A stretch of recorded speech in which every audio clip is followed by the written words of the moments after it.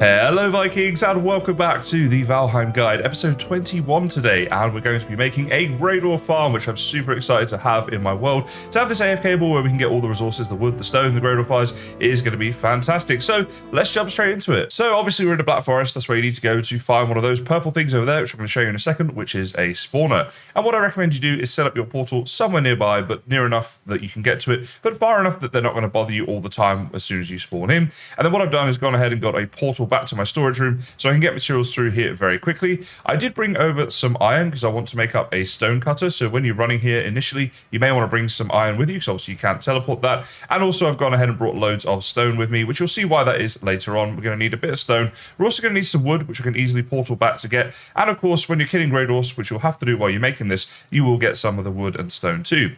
Now that brings me on to the point of killing the Greydwarfs. Do make sure you have some weapons and some food and some armor and stuff on you. Obviously this will highly depend on what stage of the game you're at. I'm doing this fairly late game. You can definitely do this much earlier on. As soon as you've got control of the Black Forest, you're able to make one of these things, but just obviously bear that in mind and take with you the appropriate amount of weapons and such. So here we go, guys. This is a Greydwarf spawner. I'm sure you all know about them, but this is what they look like in case you don't.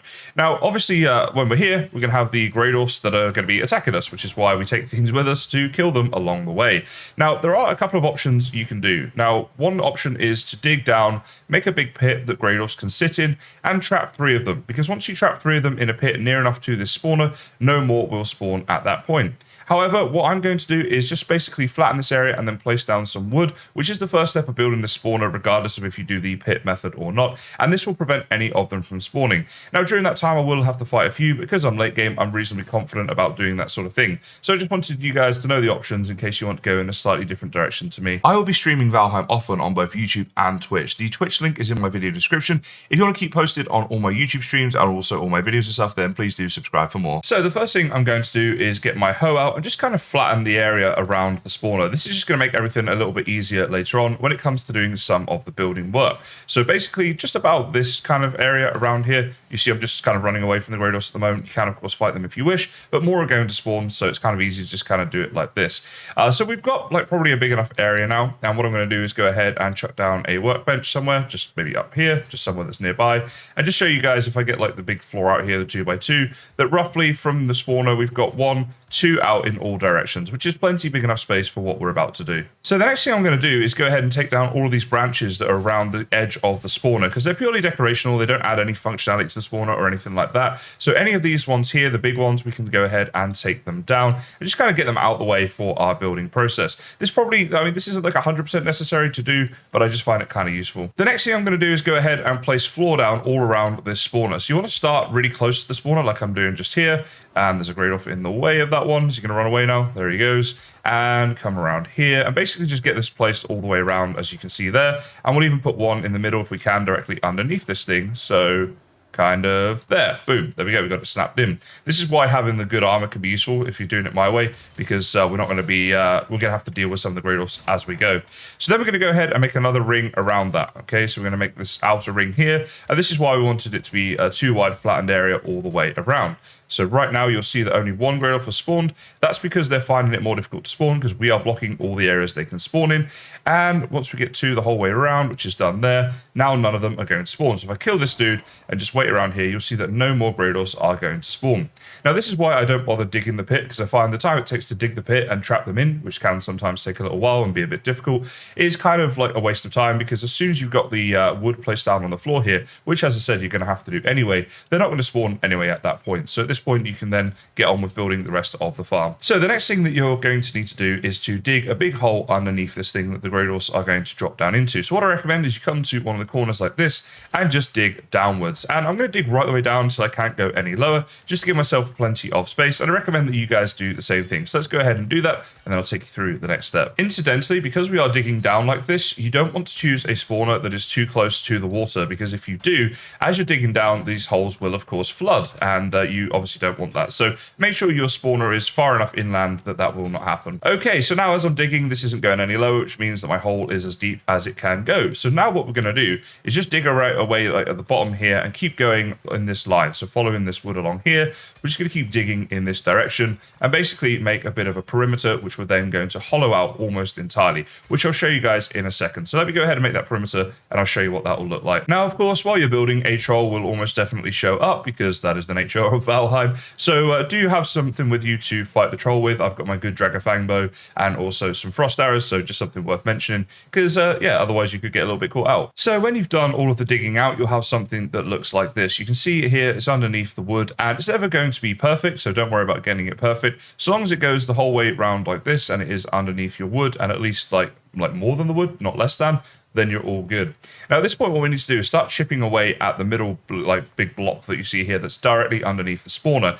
However, we do need to leave at least one little bit, and that's because that is where the Greydwarfs are all going to spawn. So what I recommend you do is just keep going around the perimeter of this block, chipping away at it until you get to such a point where it looks like you've got just that one little strand, which I'll show you in just a second. I'll just keep chipping away at these edges until I have something that I'm looking for. Now, whilst you're chipping away, you'll notice that the Greydwarf spawner isn't necessarily directly in the middle of this thing, so you might need to chip away more of like one end or one or two sides than the other. So just make sure that you keep referring to the spawner, keep looking up at exactly where it is, as this is your sort of frame of reference for exactly where you need to chip away. So like here, it's getting a bit misty, but hopefully you guys can kind of see that. So the spawner is, okay, so I've got a better view of it from here. So you see the spawner there where it is. So I'm just going to chip away a little bit here. And again, keep doing that until we've got a very thin beam holding it up. Okay, so this is what I've got right now. Now, this might be a little bit too thin because at the top there, it went very, very thin on my last hit.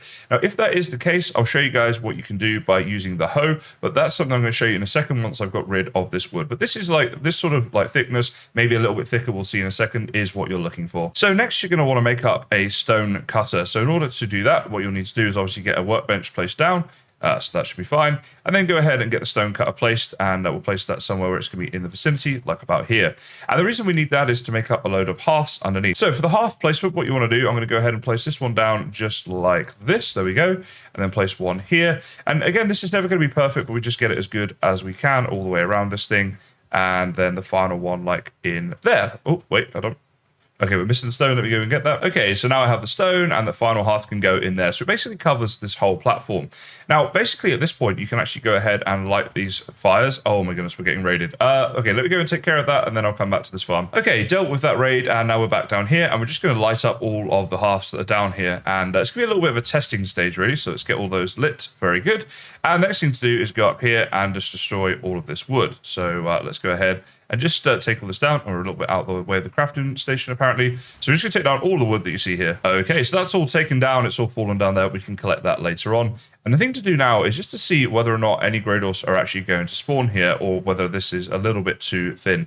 I think it's going to be a little bit too thin because it does go very thin at the top there, but it's kind of good because I can actually show you guys what happens if we do that. Now, I just realized it's actually a little bit just there, which means nothing's going to spawn. So let me just watch this for a minute and see what happens. So this farm is now working and there we go. There's Greydwarf actually spawned right then. But I think we can possibly improve the rates. And I think maybe this is just a little bit too thin and it's not giving them enough area to spawn. So I'm going to show you now how we can change that. So make sure you have plenty of stone on you and go ahead and get your hoe and select the raise ground option and just start raising it from like in the middle here. There we go, just like this. Then we can stand on it and just raise it up like this until we get up to the kind of the top. Okay, very good. And then what we're going to need to do is just dig away at it again a little bit here because obviously this is a little bit too big now and it's covering a bit of the fire and stuff. But we're just going to get this until like, chisel away and raise it up again and keep doing that until we get it just about right. And I'll show you what that looks like at the end. So this is a mistake.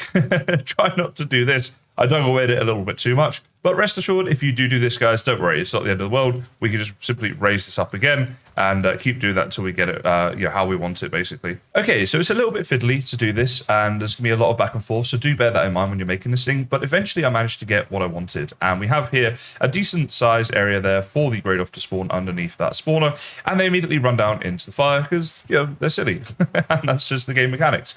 Now, what I've done is this is now 2 layers of stone, and this is to keep them in. Now, if you don't have enough stone at first, obviously you're going to get a lot of stone from this farm, so after a while you should have enough just from that. But if you don't have enough at first, you can actually make this out of wood. The thing is that these Greydwarf will damage this over time, and using wood means it will damage a lot quicker. than if you use stone. So that's why you want to eventually move it to stone.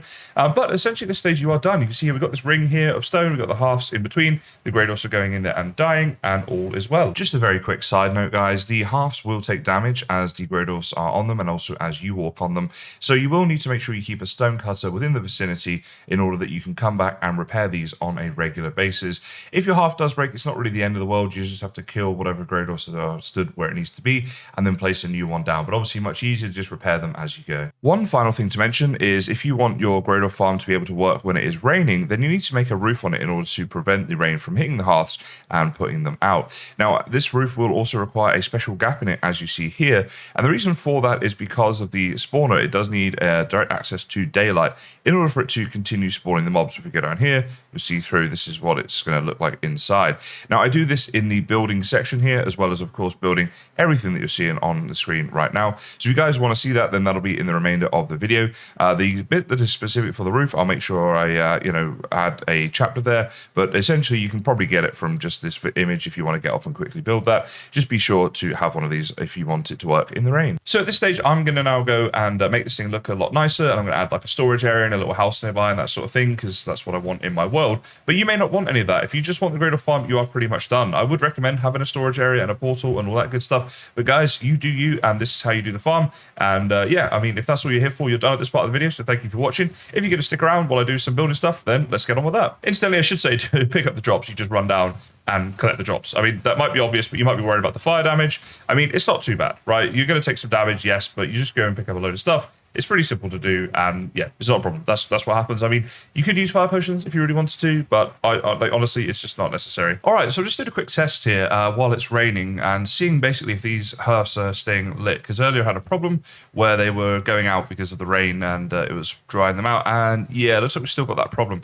I'll show you what I did up top. Obviously, I'm going to have to change this, but as you can see, actually, there's a lot been done. So I've built these stone walls all the way around this, so it's like a nice little chamber in here now, a little staircase to get in and out, and then around here I've been trying to put a bit of a roof on. The issue I'm having is that spawners require there to be daylight above them. So if you did a roof that completely enclosed this, then although you block the rain, you wouldn't have anything spawning. So what I'm going to do now is try and leave it so literally just the spawner block is open to daylight, and hopefully that'll be enough for it to still spawn, but we can block off the rain. So let me try and put some sort of makeshift roof over the top of this. Oh no, not a troll raid.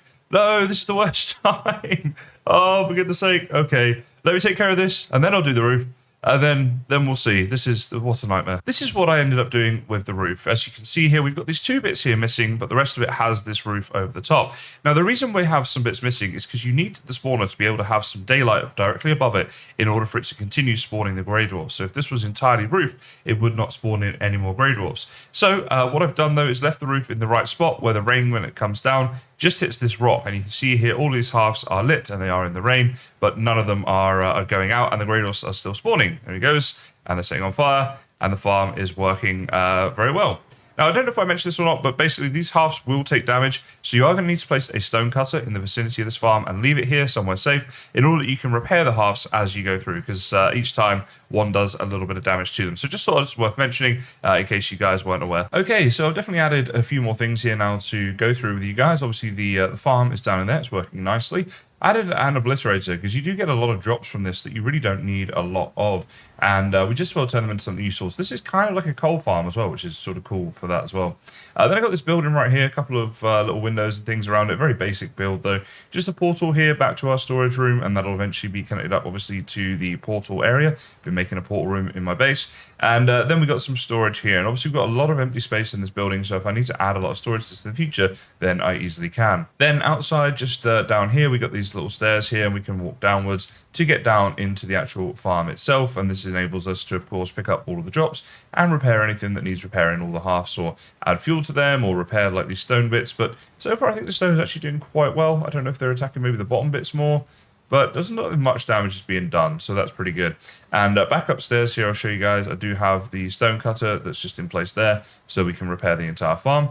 And then, yeah, I think I've showed everything else. We've got the ratings and stuff here, so we're in a nice enclosed space. Obviously, if a troll was here, it would come and attack us. We're not that protected, but, you know, troll's pretty easy to take care of, so figured this would be good. So that's how the farm's looking right now, and I have to say I'm pretty pleased with how this has turned out. Of course, the other good thing about this room is we can just kind of chill in here and sort of AFK if we want to, just let the farm work its magic. So I'm going to go ahead and do that now, and then I'll talk to you about the drop rates that I got from this farm. Okay, so I sat here AFK for about 10 minutes, so I'm going to go down now and see what kind of drops we're going to get. You can see here my inventory is empty, or at least empty of the things that, this farm is going to actually drop. While I'm down here, just will repair all the fireplaces if they need it. So we just spam that, pick everything up, see how we did. And so the guy is about to die here as well. I think we can include him. Let's do it. Let's just be favourable here and see how these drops look. I think that's everything. Looks like I got all the drops there. I think so. So let's head just up here a second and see exactly what that equated to. So we've got 17 resin, 16 eyes, 21 stone, and 26 wood. And then we got some other just rubbish, right? Stuff that you don't need. And that all, of course, is going to live in here. So we're going to put all this stuff in here. Now, you might need that stuff for different things, but I think this is the reason that most of us are going to be doing this farm. So, 10 minutes of just literally doing nothing. That's AFK, and you get that. Is not bad, in my opinion. In an hour, you're going to get stacks and stacks of this stuff, which is pretty good. Just like I say, you can put it on and go and watch the telly or something. So I've got to say, I'm pretty happy with this farm. I'm really glad to have one in my world, and I think those drop rates are pretty acceptable. Now, this might be obvious, but I thought I would mention anyway, if you are going to be AFK here, do keep one eye on the screen, because obviously you could get raided, and for example, like a troll raid, especially if you have a base like mine that's not built up enough to really protect against trolls, could do a lot of damage, and you want to kite those trolls away and kill them and all that good stuff. So yeah, do be careful if you're AFK, especially in a Black Forest. In fact, there's a troll just in the distance there. Hopefully you can see him on cam.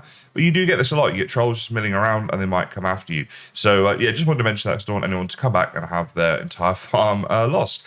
But that's going to be the end of today's episode. Obviously, the dad jokes are coming. But I have to say, it's been fantastic to make another episode in this series. The series is by far, not done. Don't stress about that if you like this series. I have had a bit of time off for Christmas, but I fully intend to do a lot more with this series. And that was one of the motivations for making today's farm, because basically I know I'm going to need a ton of these materials in order to do a lot of the building projects that I have planned.